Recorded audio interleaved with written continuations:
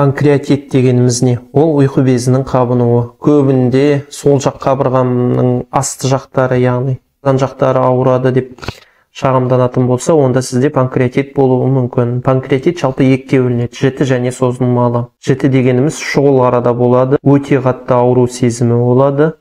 Сіз міндетті түрде өзіңіздің жедел жәрдем қалай шақырғаныңызды білмей қаласыз. Ал созылмалы бірнеше жылдар ішінде болып жүрген, арасында көбірек тамақ, майлы тамақ жеген кезде мазалайтын ауру сезімі болуы мүмкін. Болу себебі ол алкогольді өнімдерді көп пайдаланатындарда болады. Сонымен қатар өтінде тасы бар адамдарда болады. Әртүрлі тамақтарды жей беретін адамдарда болады. Панкреатитке әртүрлі интернеттен қарау арқылы ем тағайындамаңыздар, себебі асқынып кетуі мүмкін. Панкреатиттің ең жақсы емі голд, холод, покой деп атайды. 3 нәрсені еске сақтаңыз. Медициналық құнды ақпараттарды жіберіп алмау үшін менің YouTube парақшама тіркеліп кетуді ұмытпаңыз.